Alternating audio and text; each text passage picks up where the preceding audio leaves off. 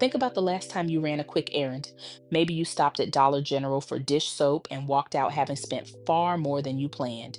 Maybe you hit the McDonald's drive-through because it was fast and it was there. Maybe you did a Target run for one thing and came out with a cart. Maybe you stopped at the rent-a-center on the way home because the kids needed something and there was no other option that week. Now think about how many times that happened this month, and the month before that, and the year before that. I am not here to make you feel bad about any of it. I need you to hear that clearly. You were not doing anything wrong. You were shopping at the stores that were available to you. You were feeding your family, handling your business, doing what you had to do. But here is what nobody told you. Many of those companies are publicly traded, which means your everyday spending can translate into shareholder gains, and that somebody almost never looked like you.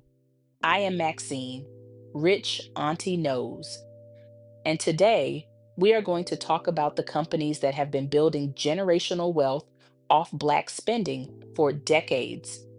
We are going to name them. We are going to look at the receipts. And then I am going to show you exactly how to get on the other side of this transaction. Because you can keep being the customer, or you can start being the owner. Stay with me. Let us start with the actual money. Black Americans represent a major consumer force, with buying power projected in recent reports at roughly $1.6 trillion to $2.1 trillion, depending on the source and projection year. That is not a small community with limited economic power. That is one of the most significant consumer forces in the entire American economy. Now, here's where it gets personal.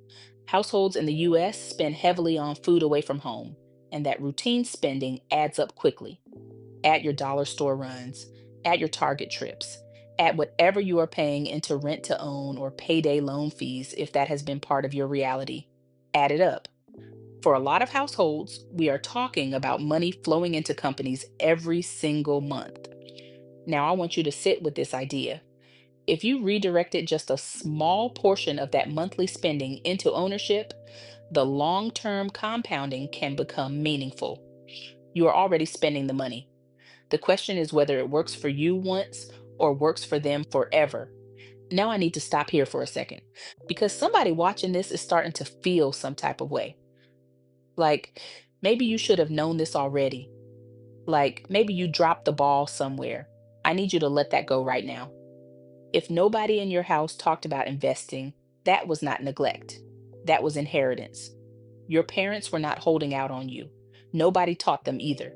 And their parents before them were not just financially uninformed, they were systematically locked out. This is not a motivation problem. This is a knowledge gap with a very real history behind it. And that history matters because when you understand why this knowledge was withheld, you stop blaming yourself for not having it. And you start understanding exactly why learning it now is one of the most powerful things you can do. So let me show you the full picture. These companies did not end up in our neighborhoods by accident. Dollar General now has more than 20,000 US stores. Research has shown that dollar stores are often concentrated in under-resourced neighborhoods, including many with larger Black populations and limited vehicle access. In some places, studies suggest they can make food access worse rather than better. They moved into communities that had already been underserved. They positioned themselves as the solution to the food desert, and in some cases, the research suggests they can deepen the problem. Meanwhile, Dollar General shareholders have done extraordinarily well. The company is worth tens of billions of dollars, and that wealth is built transaction by transaction, store by store. Then there is Walmart. Walmart launched a 5-year, $100 million Center for Racial Equity in 2020, then later wound it down as part of a broader rollback of DEI related efforts. By 2024 and 2025, Walmart had begun changing course on several diversity related policies. Target did something similar. In 2025, Target rolled back major DEI goals and ended a program tied to Black employees and Black owned businesses. And McDonald's. McDonald's has long been a fixture in many Black neighborhoods. and it has a long record of quarterly dividend payments and decades of dividend growth. Somebody has been getting that check every single quarter. It just was not us. And that is not an accident either, because the same systems that kept Black families out of wealth building opportunities for generations also kept this knowledge out of our households. Redlining kept us out of neighborhoods where property values grew.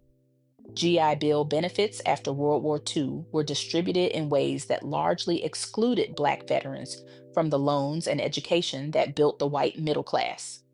Black Wall Street, the wealthiest Black community in American history, was destroyed in 1921. We were not just absent from the investing class, we were kept out of it deliberately, generation after generation. So when you walk into a Dollar General because it is the closest store to your house, you are not making a bad decision. You are living inside the consequence of decisions that were made before you were born. But here's what I refuse to do, and what I need you to refuse to do. Use that as a reason to stay on the outside. Because the stock market does not care about history. It does not ask where you came from. It does not know your grandmother's zip code. It just compounds. And it will compound for you the same way it compounded for them. Madame C.J. Walker understood this 100 years ago. The first self made female millionaire in American history did not just sell hair products, she owned the company. She captured the value instead of handing it to someone else. That is the move. That has always been the move. So here is exactly what you do right now, this week. Step one, open a brokerage account if you do not have one. You can also use a retirement account if that better fits your budget and timeline. If you want to keep it simple, start with a broad market index fund or a total market fund so you are not betting everything on one company. The point is to get started somewhere that lets your money grow. Step two, pick one company from your actual life, not one you researched, not one somebody on the internet recommended, one you already give money to every month. Dollar General, Walmart, McDonald's, Target. You are already in a financial relationship with these companies. Now decide if you want equity in that relationship. Step three, buy fractional shares or start with a broad fund if you do not want single stock risk. If you spend money there anyway, consider directing a small portion of that money into ownership instead of only consumption. Step four, set it and repeat. Automate it monthly. The same way your bills come out automatically, your investment goes in automatically. This is not a one time move. This is a habit that compounds over years. Now, if you want to own a broader piece of the consumer economy in one move, instead of picking individual companies, look at consumer sector ETFs. XLP is a consumer staples ETF. It holds companies like Walmart, Procter and Gamble, and Coca-Cola. XLY is a consumer discretionary ETF. It holds companies like Target and McDonald's. One purchase gives you exposure to a basket instead of one name. You do not have to pick one company and bet everything on it. You can own a piece of the whole system with one move. That is the step. It is not complicated. The complicated part was never the investing. The complicated part was not knowing this was available to you. Now you know. I want to close with something I need you to really hear. When Black people build wealth, real, lasting, generational wealth, it is not just personal, it is political, it is historical. It is an act of resistance against every system that was designed to keep us on the spending side of the ledger and never the ownership side. Every share you buy is a step toward owning the systems you already helped fund. Think about your people, the ones at the cookout, the ones in your family group chat, the ones who are working hard, spending money, doing everything right, and still feel like wealth is something that happens to other people. It is not.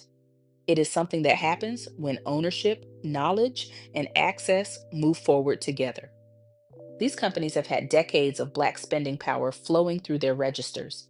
They built empires, their shareholders built retirement accounts, their founders built legacies. You can be a shareholder starting this week. Not because the system is fair, it has never been fair, but because the market rewards consistency, and consistency is something our people know better than anyone.